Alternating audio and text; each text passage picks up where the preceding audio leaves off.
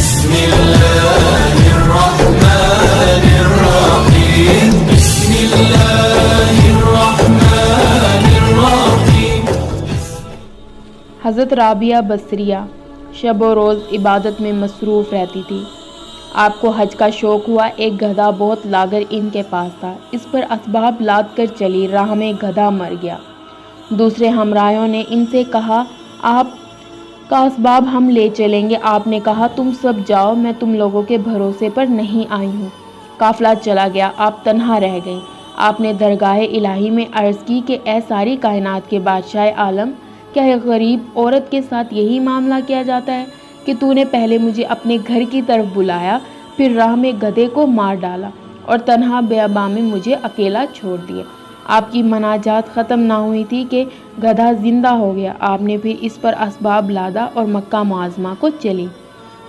حضرت رابعہ بصریہ قریب مکہ معظمہ کے پہنچی تو چند دن بیاباں میں قیام پذیر ہوئیں اور مناجات کی کہ میرا دل رنجیدہ ہے اور یہ خیال مجھے درپیش ہے کہ میں کہاں جاتی ہوں۔ میری بنیاد ایک مشت خاک ہے اور خانہ کعبہ پتھر کا بنا ہوا مستحکم مکان ہے۔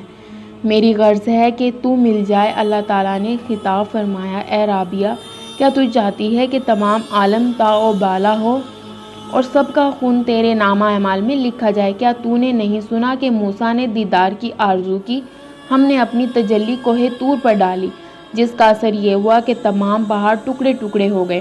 ایک بار آپ پہاڑ پر گئی، تمام شکاری جانور آپ کے ارد گرد جمع ہو کر آپ کی طرف دیکھنے لگے۔ اتنے میں حضرت حسن بصری بھی وہاں پہنچے۔ سب جانور ان کو دیکھ کر بھاگ گئے۔ حضرت حسن بصری نے آپ سے دریافت کیا کہ جانور مجھے دیکھ کر کیوں بھاگ گئے اور تمہارے پاس کیوں کھڑے رہے؟ آپ نے پوچھا کہ تم نے کیا کھایا ہے آج؟ کہا میں نے گوشت روٹی کھائی ہے۔ آپ نے کہا کہ جب تم نے ان کے بھائیوں کا گوشت کھایا ہے تو وہ تم سے کیوں نہ بھاگے؟ آپ سے حضرت حسن بصری نے پوچھا کہ تم نے یہ مرتبہ کیوں کر پایا؟ آپ نے فرمایا میں نے کل موجودات کو اللہ کی یاد میں گم کر دیا۔ حضرت حسن بصری نے پوچھا تم نے اللہ کو کیوں کر جانا؟ آپ نے فرمایا کہ میں نے بے چو و چرا اللہ کو پہچانا۔ ایک بار لوگوں نے آپ سے پوچھا آپ کہاں سے آئی ہیں اور کہاں جائیں گی؟ اس جہاں سے آئی ہوں اور اس جہاں سے جاؤں گی۔ لوگوں نے پوچھا کہ آپ اس جہاں میں کیا کرتی ہیں؟ فرمایا افسوس۔ لوگوں نے سبب پوچھا، جواب دیا اس لیے افسوس کرتی ہوں کہ مجھے رزق اس جہاں سے ملتا ہے اور میں کام بھی اسی جہاں کے کرتی ہوں۔ لوگوں نے آپ سے محبت کی کیفیت دریافت کی۔ آپ نے فرمایا محبت ازل سے آئی اور ابد سے ہو کر گزری۔ محبت نے تمام عالم میں کسی اور کو ایسا نہ پایا کہ اس کا ایک گھونٹ پیتا۔ آخر کار محبت اللہ سے ہوئی اور وہاں سے ارشاد ہوا اللہ ان کو دوست رکھتا ہے اور وہ اللہ کو دوست رکھتے ہیں۔ لوگوں نے آپ سے پوچھا کہ آپ جس اللہ کی عبادت کرتی ہیں اس کو دیکھتی بھی ہیں یا نہیں؟ آپ نے فرمایا اگر میں اس کو نہ دیکھتی تو اس کی عبادت کیسے کرتی؟ آپ ہمیشہ رویا کرتی تھی۔ لوگوں نے ان سے اس کا سبب دریافت کیا۔ آپ نے فرمایا کہ میں اس کی جدائی سے ڈرتی ہوں اس لیے کہ یہ میں اس کی ہوں اور یہ میرا ہے، ایسا نہ ہو کہ موت کے وقت ندا آئے تو ہماری درگاہ کے لائق نہیں۔ لوگوں نے پوچھا کہ جب گناہ گار توبہ کرتا ہے تو اس کی توبہ قبول ہوتی ہے یا نہیں؟ آپ نے فرمایا کہ جب تک اللہ توبہ کرنے کی توفیق نہیں دیتا کوئی گناہ گار توبہ نہیں کر سکتا، اور جب اللہ نے توبہ کرنے کی توفیق دی تو توبہ بھی قبول فرماتا ہے۔ پھر فرمایا اعضاء سے اللہ کی راہ نہیں ملتی جب تک انسان کا دل بیدار نہ ہو۔ جب دل بیدار ہو گیا تو دوستی اعضاء کی ضرورت باقی نہیں رہتی، یعنی بیدار دل وہ ہے جو حق میں گم ہو جائے اور مدد اعضاء کی اس کو ضرورت نہ ہو، اور یہی درجہ فنافی اللہ کا ہے۔ اے مخاطب خواجہ محمد اسلام، عرض گزار ہے کہ دل کو بیدار کرنے کے لیے اللہ کا ذکر اتنی کثرت سے کر کہ اللہ تیرے سامنے آ جائے۔ بس یہی وہ مقام ہے کہ قیامت کے روز اللہ کا ذکر کرنے والے ہنستے ہوئے جنت میں داخل ہوں گے۔ اللہ پاک ہر مسلمان کو ہر وقت اپنا ذکر کرنے کی توفیق عطا فرمائے، آمین یا رب العالمین۔ آپ نے فرمایا صرف زبان سے استغفار کرنا جھوٹوں کا کام ہے، اور اگر خود بینی کے ساتھ ہم توبہ کریں تو دوسری توبہ کی محتاجگی باقی رہ جاتی ہے، اور فرمایا کہ ثمرہ معرفت اللہ کی طرف متوجہ ہونا ہے، اور فرمایا کہ پہچان عارف کی یہ ہے کہ اللہ سے پاک صاف دل طلب کرے۔ جب اللہ اس کو دل دے دے تو اسے فوراً اللہ کے سپرد کر دے تاکہ اس کے قبضے میں رہے اور حفاظت سے رہے اور اس کے پردے میں تمام لوگوں سے پوشیدہ رہے۔ حضرت صالح عامری اکثر فرمایا کرتے تھے کہ جو کوئی کسی کے دروازے کو کھٹکھٹاتا ہے کبھی نہ کبھی دروازہ اس پر کشادہ ہو ہی جاتا ہے۔ ایک بار حضرت رابعہ بصریہ بھی وہاں موجود تھی۔ یہ سن کر فرمانے لگی کہ کب تک کہو گے کوئی کھلے گا، پہلے یہ بتاؤ کہ بند کب ہے جو آئندہ کھلے گا۔ یہ سن کر حضرت صالح نے آپ کی دانائی کی تعریف کی اور اپنی دانائی پر افسوس کیا۔ ایک بار آپ نے ایک شخص کو ہائے غم کرتے دیکھا۔ آپ نے فرمایا ہائے غم نہ کہے بلکہ ہائے بے غمی پکار، کیونکہ غم کا خاصہ ہے کہ جس کے پاس یہ ہوتا ہے اس سے سانس تک تو لی نہیں جاتی، بات کرنا تو محال ہے۔ ایک شخص کو آپ نے سر پر پٹی باندھے دیکھا۔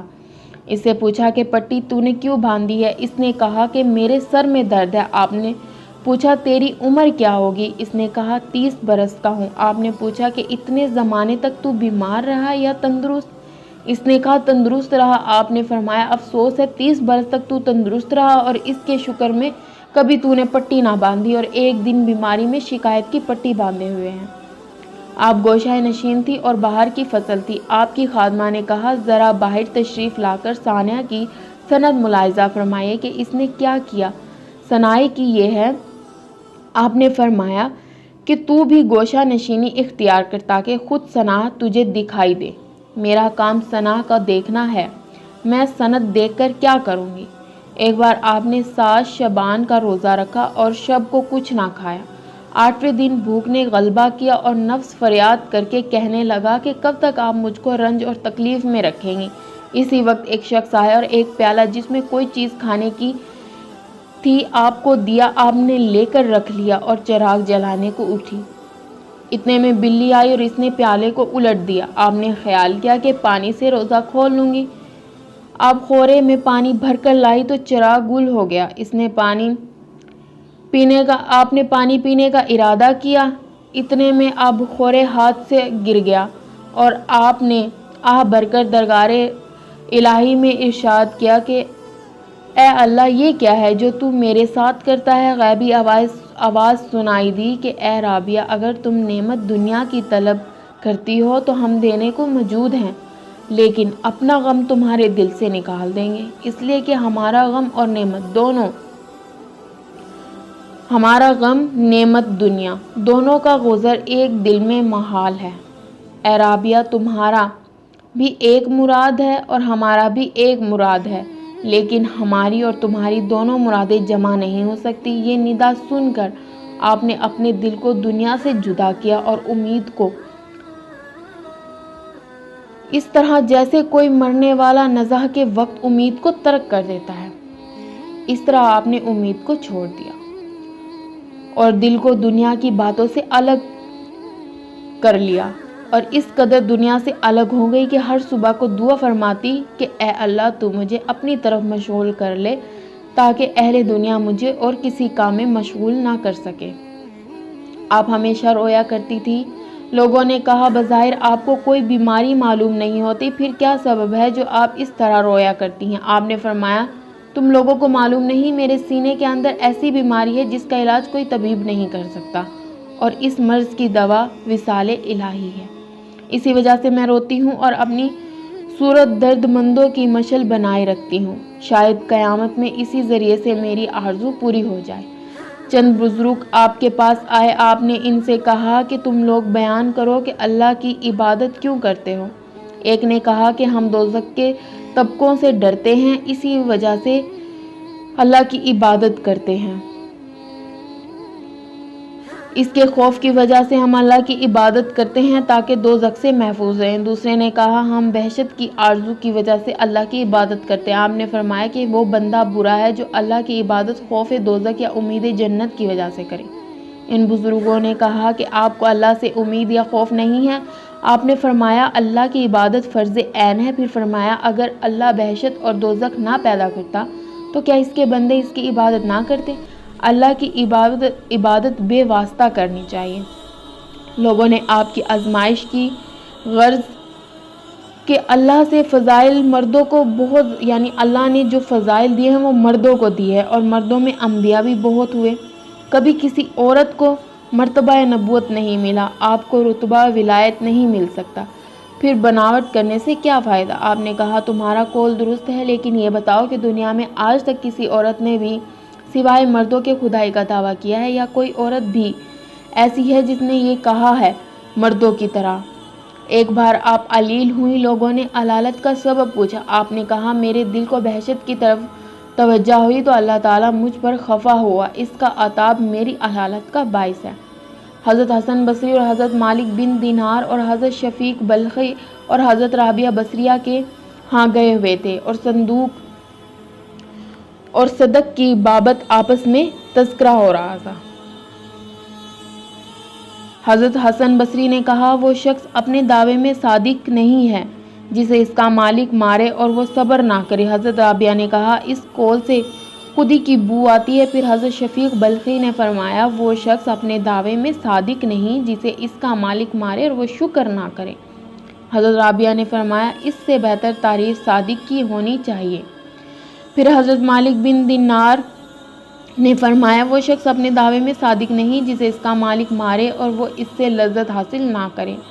حضرت رابعہ نے پھر یہی فرمایا کہ اس سے بہتر تعریف صادق کی ہونی چاہیے۔ ان تینوں بزرگوں نے کہا کہ ہم لوگ اپنے اپنے نزدیک تعریف کر چکے، اب آپ بھی کچھ فرمائیں۔